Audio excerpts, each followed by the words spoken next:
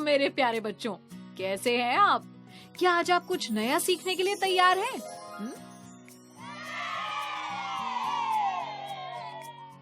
बहुत बढ़िया। दंड आरेख और पिक्टोग्राफ। इस वीडियो में हम सीखेंगे दंड आरेख से आंकड़ों को दर्शाना, पिक्टोग्राफ से आंकड़ों को दर्शाना। इस तालिका को देखो, इसमें रसोई घर में रखे बर्तनों की संख्या दर्शाई गई है। इसकी जानकारियों को समझो और मेरे प्रश्नों के उत्तर दो। सबसे पहले ये बताओ कि किस बर्तन की संख्या सबसे अधिक है।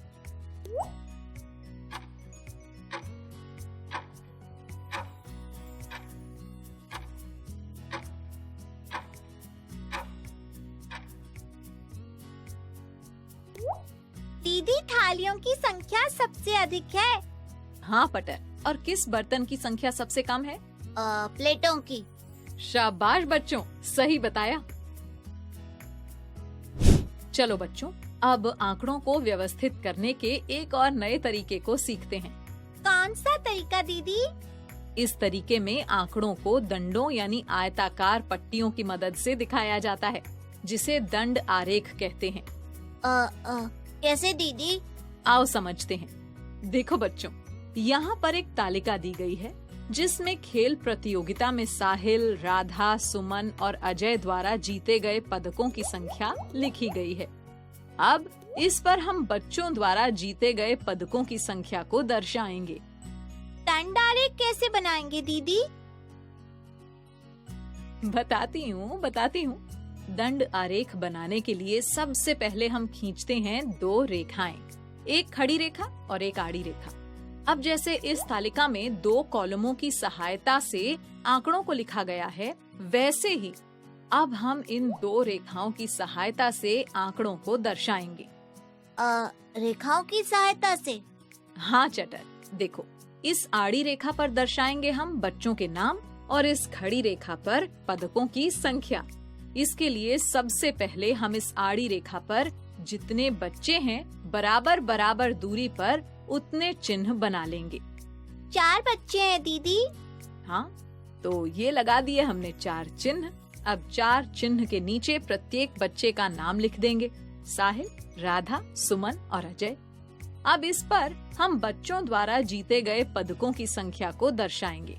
इसके लिए इस रेखा पर भी हम बराबर दूरी पर चिन्ह बनाएंगे। कितने चिन्ह बनाएंगे दीदी? तालिका में देखो, सबसे बड़ी संख्या कितनी है? 6 है दीदी। तो यहाँ पर हम सबसे बड़ी संख्या के बराबर ही चिन्ह बनाएंगे। तो ये बना लिए हमने 6 चिन्ह और इनके लिए 1 से 6 तक नंबर भी लिख दिए।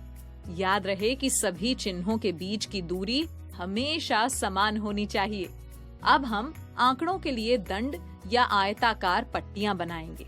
तो बताओ, तालिका के अनुसार पहले बच्चे यानी साहिल ने कितने पदक जीते हैं? 3। तो साहिल के नाम के चिन्ह पर हम आड़ी रेखा पर खड़ी रेखा के समांतर एक आयत बनाएंगे। लेकिन ये आयत कितना लंबा बनेगा?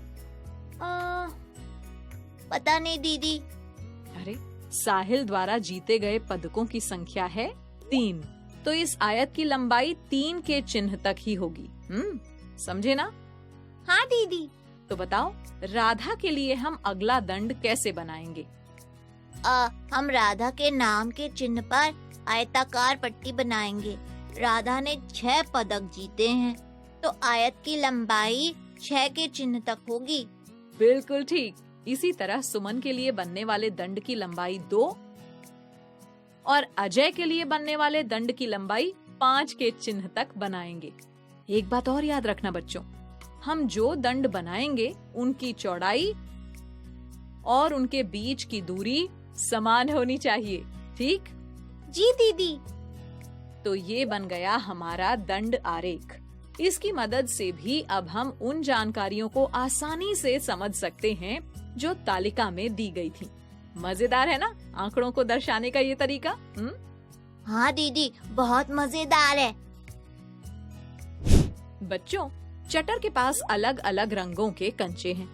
उसने कंचों की संख्या को दर्शाने के लिए एक तालिका बनाई है। चलो इस तालिका के आंकड़ों को अब हम दंड आरेख की मदद से दर्शाते हैं। बताओ क्या करेंगे?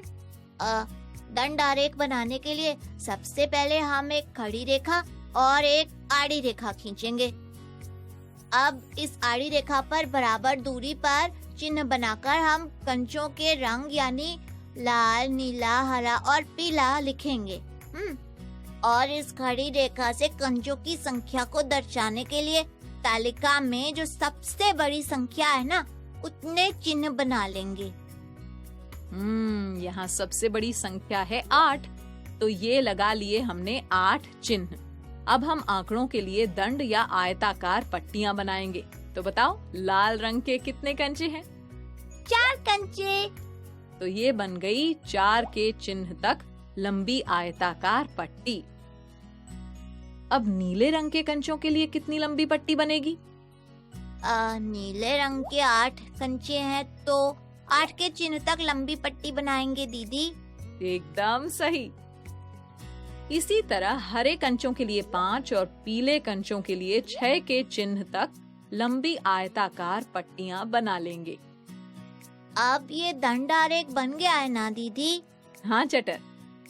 अच्छा, अब इस दंड आरेख को देखकर मुझे ये बताओ कि चटर के पास सबसे ज्यादा कौन से रंग के कंचे हैं?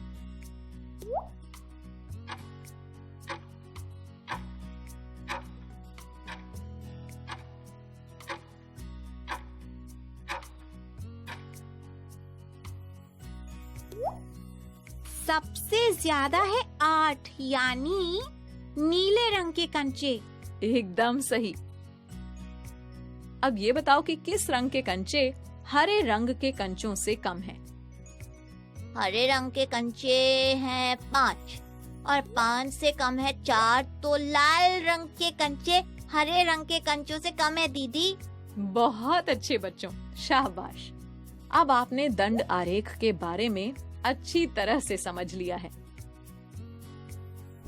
अच्छा बच्चों, चलो अब आंकड़ों को दर्शाने का एक और रोचक तरीका समझते हैं। देखो, ये एक तालिका है जिसमें चित्रकला प्रतियोगिता में 1 से 5 तक की कक्षा के भाग लेने वाले छात्रों की संख्या को दर्शाया गया है। अब इन्हीं आंकड़ों को हम एक अन्य तरीके से व्यवस्थित करेंगे। इस तरीके में क्या करेंगे दीदी?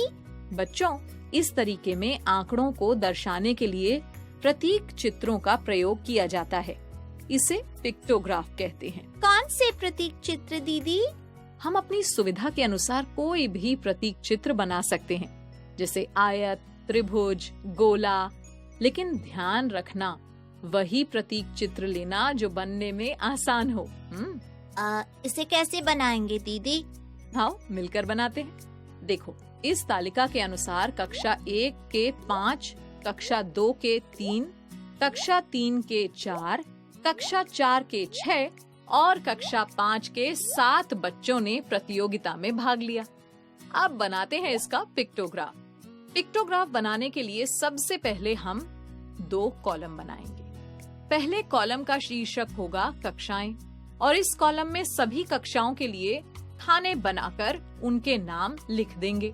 फिर दूसरे कॉलम का शीर्षक होगा छात्रों की संख्या। इसके बाद क्या करेंगे दीदी?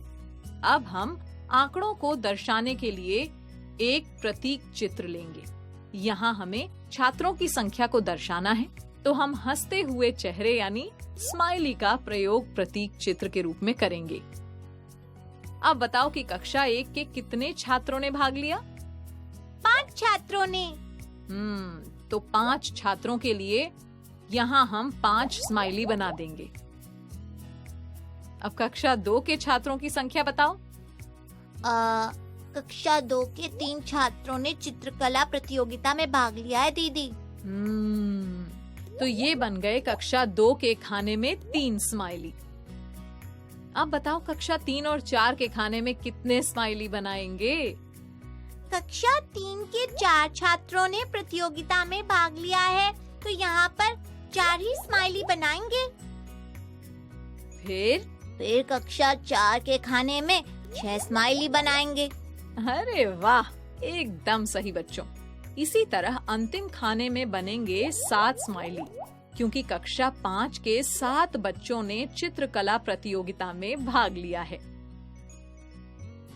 लो, ये बन गया हमारा पिक्टोग्राफ। अच्छा, अब इस पिक्टोग्राफ को देखकर ये बताओ कि किस कक्षा के सबसे कम छात्रों ने प्रतियोगिता में भाग लिया? कक्षा 2 के। बिल्कुल सही। बच्चों, आपने दंड आरेख और पिक्टोग्राफ की अवधारणा को समझ लिया है। अब आपको गतिविधियां भी करनी हैं, जिससे आप इस अवधारणा को खेल खेल में और अच्छे से समझ पाओगे। और हाँ, इसके बाद वर्कबुक में दिए प्रश्नों का खूब अभ्यास भी करना है, ठीक है?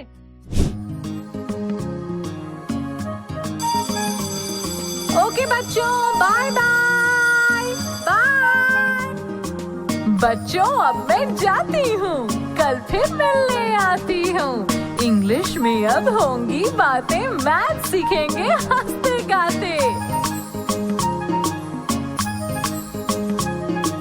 पहेली, किस्से और कहानी सुनना अब तुम मेरी जुबानी। बात बड़ी है सीधी सीधी, मैं हूँ आपकी संपर्क दीदी।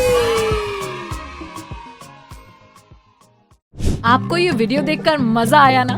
अगर आप इस वीडियो से संबंधित अन्य संसाधन जैसे कि अन्य वीडियो, गतिविधियां, क्विज इत्यादि देखना चाहते हैं तो अभी डाउनलोड करें संपर्क स्मार्ट शाला मोबाइल एप्लीकेशन। और हाँ, अगर आपको ये वीडियो अच्छा लगा हो तो इसे जरूर लाइक करें। और भी नए नए वीडियोस देखने के लिए सब्सक्राइब बटन पर क्लिक करना न भूलें। मिलते हैं बहुत जल्द YouTube और संपर्क स्मार्ट शाला ऐप पर।